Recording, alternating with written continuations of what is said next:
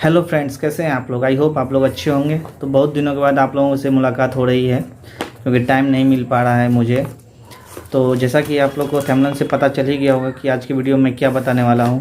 जी हाँ, मैं self given exam analysis बताने वाला हूं SBI PO की, जो कि 21 नवंबर को फर्स्ट शिफ्ट में मेरी एग्ज़ाम थी। तो मैं उसी शिफ्ट की बताने वाला हूँ।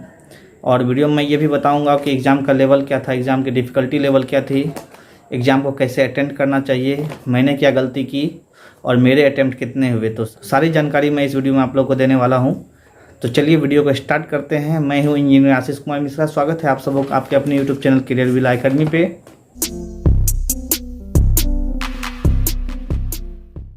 ये वीडियो बेसिकली उन लोगों के लिए है जिनका नेक्स्ट डे एग्ज़ाम होगा। तो उन लोगों को इस वीडियो से काफ़ी फ़ायदा होने वाला है। तो सबसे पहले जो सेक्शन था मेरे में, वो इंग्लिश सेक्शन खुला था। इंग्लिश सेक्शन जो था वो इजी टू मॉडरेट था। तो आरसी जो थी वो अप्रॉक्स 9 या 10 नंबर की पूछी गई थी। तो आरसी मैंने पढ़ा नहीं, वो शायद किसी पैसिफिक ओशियन में आइसलैंड से रिलेटेड था, उस पर रैट से रिलेटेड था, चूहे से रिलेटेड। तो मैंने आरसी को पढ़ा नहीं, लेकिन उसमें जो वोकैब के क्वेश्चन थे उसको मैंने सॉल्व किया। जो वोकैब के क्वेश्चन थे उसमें थे इंटरपोलेट, एक था इंटरपोलेट जिसमें उसका सेम मीनिंग डालना था, और एक था कंसंट्रेट, उसमें भी उसका सेम मीनिंग ही चूज करना था। तो आरसी मैंने 3 क्वेश्चन सॉल्व किए, एक और थोड़ी सी पढ़ के सॉल्व की थी।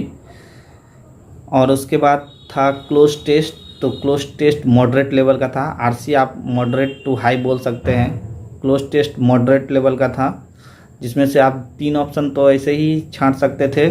हर एक के 3 ऑप्शन ऐसे ही छांट देते। ग्रामेटिकल एरर थी 3 ऑप्शन में, और 2 ऑप्शन में आपको फिर चूज करना था। एरर डिटेक्शन मुझे बहुत ही इजी लगी। 2 प्लस बीइंग के फॉर्म में एक था एरर, 2 प्लस बीइंग तो होगा नहीं, 2 प्लस बी फॉर्म होता है।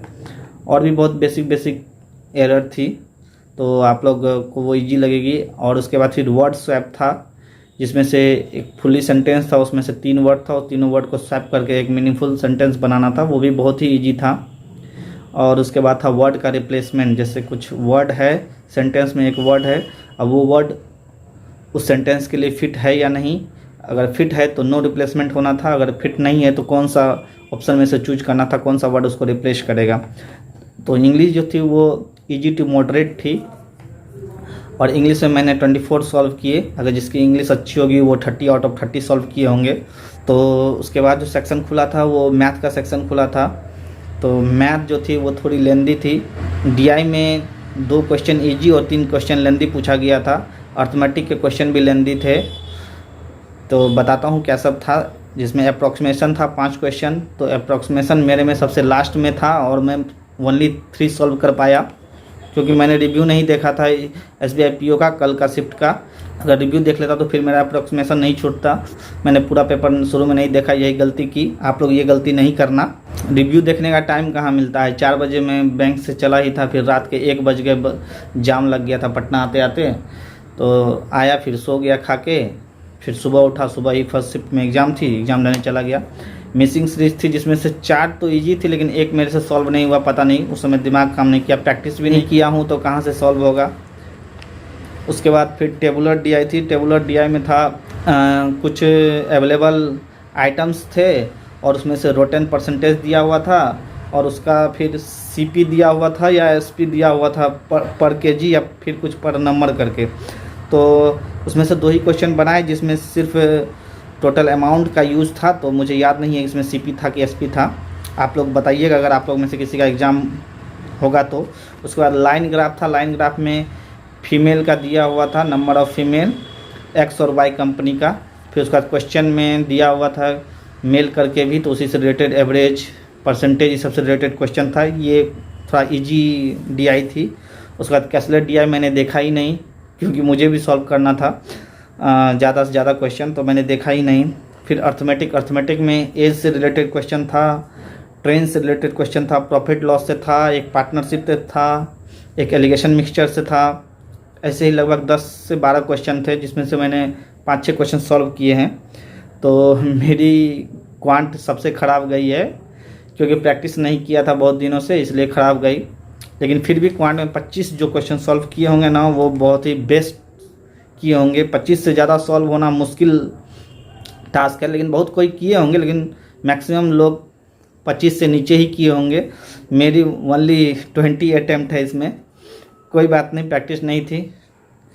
जो प्रैक्टिस किए होंगे वो 25 तक कर सकते हैं, मैक्सिमम 25 तक, उससे ज़्यादा नहीं। उससे ज़्यादा करने के लिए आपको फिर क्वेश्चन देखते ही सॉल्व करने आना चाहिए।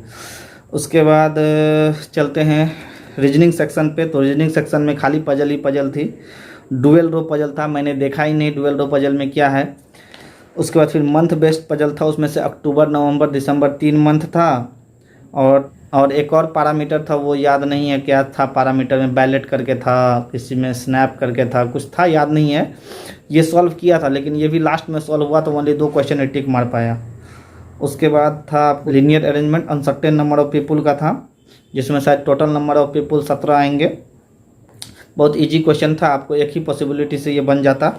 उसके बाद था बॉक्स बेस्ड पजल, इसमें था number of box based puzzle 6 box था और नंबर ऑफ आइटम्स दिया हुआ था। ये भी बहुत इजी था, ये भी मैक्सिमम 3 मिनट में बन जाएगा। एक डिपार्टमेंटल बेस्ड पजल था, जिसमें से 9 पीपुल थे और 3 डिपार्टमेंट में सब थे, जिसमें कि मैक्सिमम एक डिपार्टमेंट में 4 लोग रख सकते थे और मिनिमम 2 लोग रख सकते थे, इस तरह का था। फिर सिलोजिज्म था, ओनली फ्यू करके, मैक्सिमम क्वेश्चन ओनली फ्यू करके था।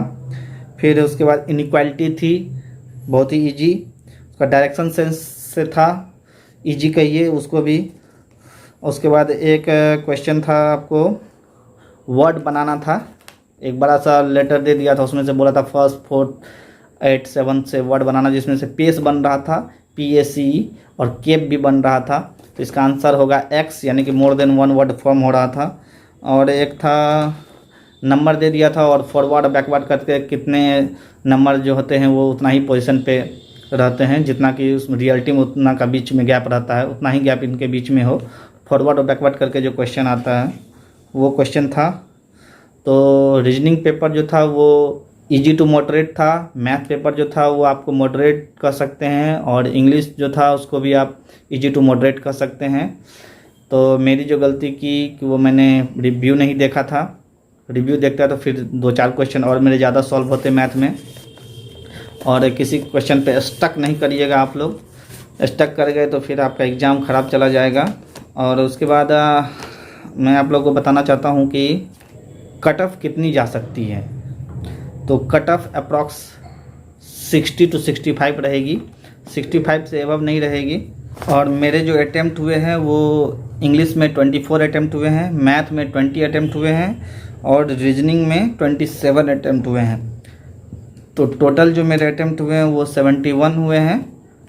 तो देखते हैं निकलता है कि नहीं निकलता है। ठीक ठाक अटैम्प्ट हैं, बट उतने भी अच्छे नहीं हैं। मैथ में शायद 1 या 2 मेरी गलती हो सकती है, जैसा मुझे लग रहा है। इंग्लिश में तो गलती होगी ही होगी। अब देखते हैं पास करते हैं कि नहीं। आप लोगों के साथ मैं अपना रिजल्ट भी शेयर करूंगा। आप लोगों का ज़्यादा समय नहीं बर्बाद करूंगा। आप लोग का भी एग्ज़ाम होगा, तो आप लोग अच्छे से पढ़ाई करिए। बेस्ट ऑफ लक मेरी तरफ से। तो आप लोग को अगर वीडियो अच्छी लगी होगी तो वीडियो को लाइक कर दीजिएगा। अगर चैनल पर नए हैं तो चैनल को सब्सक्राइब कर दीजिएगा। इसी तरह के हेल्पफुल कंटेंट आपको यहाँ पे मिलते रहेंगे। चलिए मिलते हैं फिर किसी नए वीडियो के साथ। तब तक के लिए जय हिंद, जय भारत।